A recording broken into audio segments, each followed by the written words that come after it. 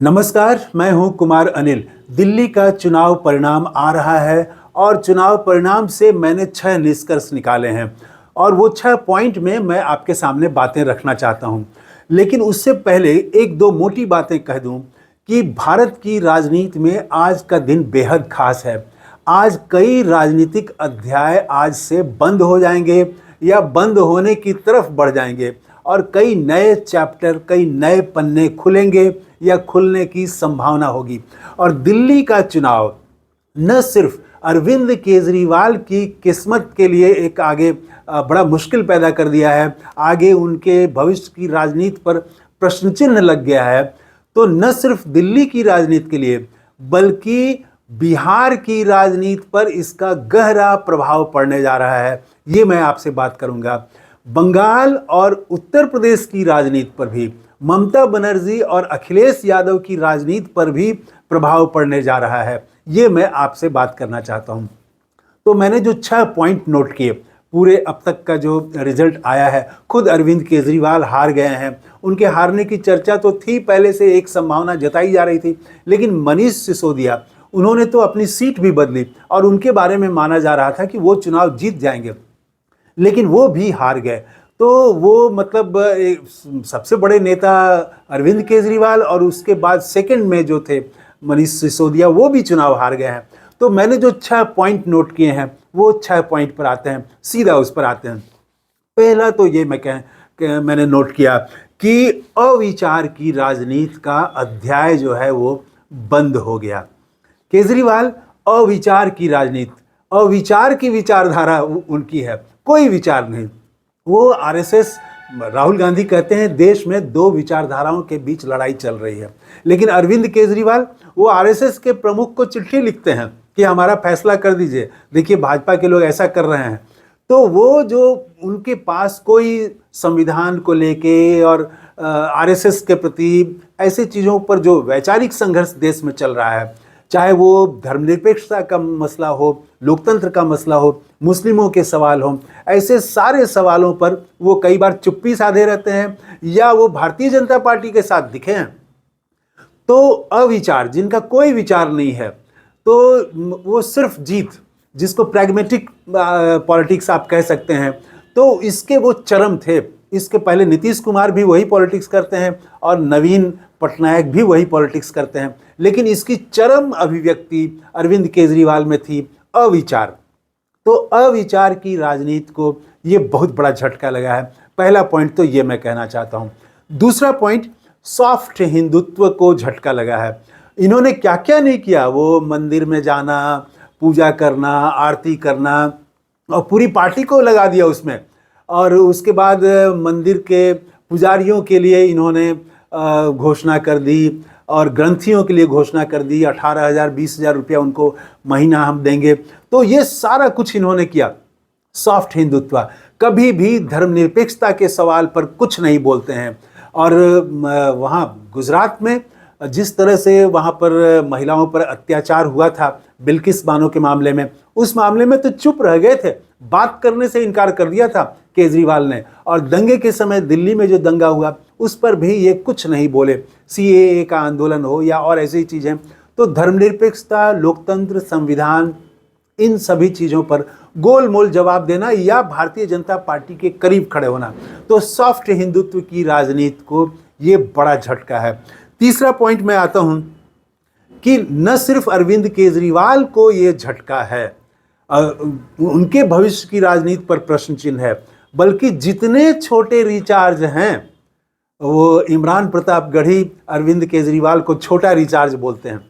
तो उनसे मैं ये शब्द उधार लेके कह रहा हूँ कि जितने भी छोटा रिचार्ज हैं, सबकी राजनीति संकट में पड़ गई है। और यहीं बिहार की राजनीति पर गहरा असर पड़ने जा रहा है। प्रशांत किशोर वही अविचार की राजनीति करते हैं। वो आप देखें कि पीछे पहले शुरू जब उन्होंने की, अरविंद केजरीवाल की तरह ही इन्होंने भी जब अपनी शुरुआत की तो गांधी की तस्वीर पीछे बहुत बड़ी तस्वीर लगाते थे। और लोकसभा चुनाव में पूरा घूम घूम के इन्होंने प्रचार किया कि भारतीय जनता पार्टी को अकेले 300 प्लस सीटें आ रही हैं। जब योगेंद्र यादव ने सच्चाई बता दी थी कि 300 क्या, इनको बहुमत नहीं आने जा रहा है अकेले। तो उसके बाद में जब हवा बदलने लगी तो ये प्रशांत किशोर ही भाजपा के पक्ष से बैटिंग करने के लिए उतरे थे और माहौल बनाने की कोशिश की थी कि नहीं, अकेले आ रहा है, 300 से ज़्यादा सीटें आ रही हैं भारतीय जनता पार्टी को। तो ये भी छोटा रिचार्ज ही है। अब गांधी की बातें नहीं करते हैं, अब तो ये और भारतीय जनता पार्टी ने जो जो किया, आरएसएस की विचारधारा, उस पर ये कभी नहीं बोलते हैं। तो इनकी राजनीति पर भी प्रश्न चिन्ह लग गया है कि आप देश में संविधान पर इतना बड़ा खतरा है और संविधान को लेके एक तरफ संविधान बचाओ आंदोलन चला रहे हैं, एक तरफ संविधान को पिछले दरवाजे से कमजोर किया जा रहा है। तो ये दोनों के बीच जो संघर्ष चल रहा है, इसमें आप कभी नहीं देखेंगे इनको बात करते हुए, प्रशांत किशोर को। तो अविचार वाली राजनीति ये भी करते हैं। हाँ, सॉफ्ट हिंदुत्व अभी तक प्रशांत किशोर ने नहीं अपनाया है, लेकिन कल वो नहीं अपनाएंगे इसकी कोई गारंटी नहीं है। वो कभी भी गियर बदल सकते हैं। अभी चूंकि बिहार में उनका एक फोकस ये था कि हम मुसलमानों को अपने साथ किसी तरह से खींच के ले आएं, तेजस्वी यादव की तरफ जो मुसलमान हैं, तो खूब हमला किया तेजस्वी यादव पर और राजद पर कि ये लोग सिर्फ मुसलमानों को इस्तेमाल करते हैं वोट बैंक की तरह, इनको टिकट नहीं देते हैं, इनको सम्मान नहीं देते हैं, हम टिकट देंगे, हम खर्चा देंगे, हम चुनाव लड़ाएंगे, जिताएंगे। तो पूरी कोशिश की इन्होंने। कल अगर पता चल जाए प्रशांत किशोर जी को कि मुसलमानों का वोट नहीं आ रहा है, तब कौन सा गियर बदल देंगे कह नहीं सकते हैं। तो बिहार की राजनीति पर भी असर पड़ेगा। और चौथी बात मैं कहना चाहता हूं कि आप अरविंद केजरीवाल की जो दुर्गति हुई है दिल्ली में, दुर्गति ही कहा जाएगा, कहाँ 62 सीटें थी इनके पास और कहाँ अब ये 22-23 के बीच, अभी मैं देख रहा था टीवी पर आंकड़ा देख रहा था, 22-23 के बीच अभी हैं, तो वो इसी के आसपास कहीं रहेंगे। तो अरविंद केजरीवाल की ये जो दुर्गति हुई, इसके लिए आप कांग्रेस को जिम्मेदार नहीं ठहरा सकते हैं। इसके लिए खुद अरविंद केजरीवाल ही जिम्मेदार हैं। उन्होंने जिस तरह की राजनीति की, बड़ी बड़ी बातें की, क्या क्या नहीं किया, और सादगी और ईमानदारी, बहुत सारी बातें की, लेकिन हुआ सब उसका उल्टा। तो ये वो उनकी जो राजनीति थी उसका ही ये परिणाम है। इसमें कांग्रेस को दोष नहीं दिया जा सकता है। पांचवी बात कि बीजेपी ने अपने एक पुराने मित्र को एक तरह से उसका सफाया कर दिया या उसका चैप्टर बंद करने की तरफ बढ़ गया है। भारतीय जनता पार्टी के बारे में कहा जाता है कि वो एक एक करके अपने सारे दोस्तों को खा जाती है।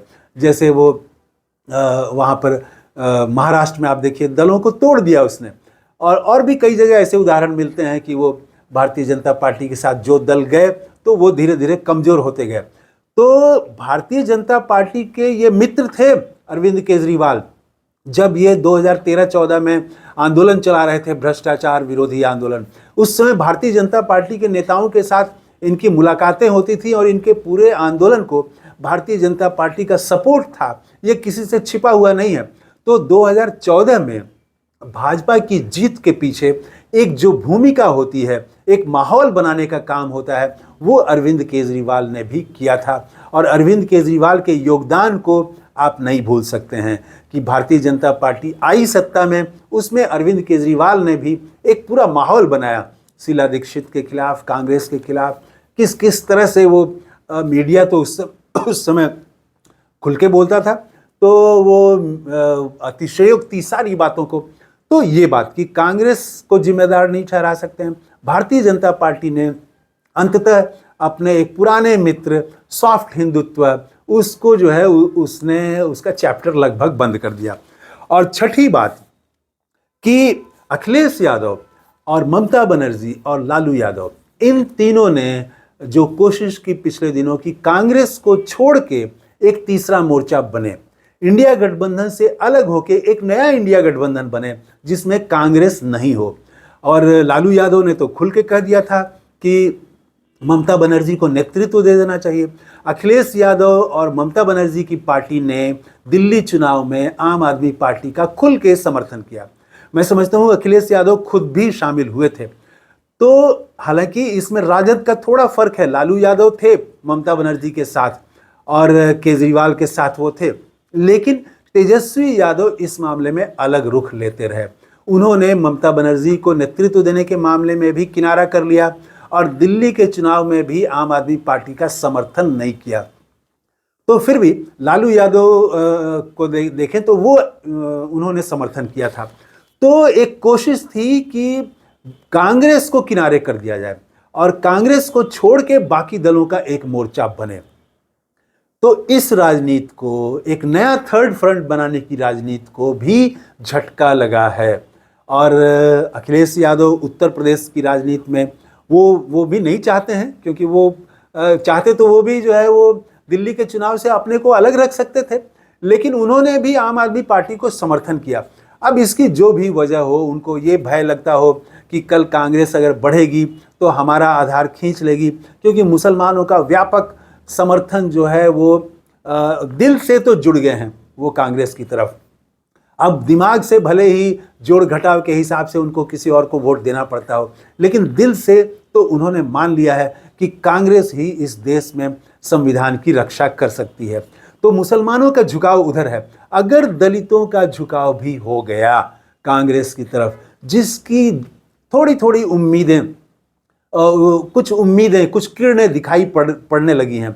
बिहार में तो अभी जब दूसरी बार राहुल गांधी आए और जगलाल चौधरी की जयंती में शामिल हुए, तो उसमें दलित समुदाय की एक जाति है पासी जाति, उसके लोग बड़ी संख्या में आए और उन्होंने तो लगता है कि कांग्रेस को अपना नेता मान लिया है, अपनी पार्टी मान ली है। इस तरह से वो राहुल गांधी के समर्थन में जुटे थे। तो दलित भी अगर जुट गए, मुस्लिमों का समर्थन पहले से दिखाई दे रहा है, तो दलित प्लस मुस्लिम अगर ये हो गया तो एक खेल बदल सकता है। उत्तर प्रदेश में भी बदल सकता है, दूसरे राज्यों में भी बदल सकता है। तो अब इस भय से या जिस भी कारण से अखिलेश यादव खुल के आम आदमी पार्टी के साथ थे, लेकिन ममता बनर्जी के पास ये खतरा नहीं है। वहाँ पर कांग्रेस तुरंत कोई खतरा पैदा नहीं कर रही है, लेकिन फिर भी वो भी आम आदमी पार्टी के साथ गई। तो देश में जो राजनीति, कांग्रेस को छोड़ के राजनीति, विपक्ष की राजनीति करने की कोशिश हो रही थी, उसको भी ये झटका लगा है। तो मैंने ये अच्छा पॉइंट समझे कि ये सिर्फ दिल्ली का इससे चुनाव से मतलब नहीं है, उसका तो है ही, दिल्ली पर तो असर पड़ेगा ही, बल्कि पूरे देश की राजनीति पर असर पड़ेगा। तो ये थे मेरे 6 पॉइंट। आपको कैसा लगा मेरी बात तो ज़रूर कमेंट करके बताइएगा। थैंक यू, धन्यवाद, जय हिंद।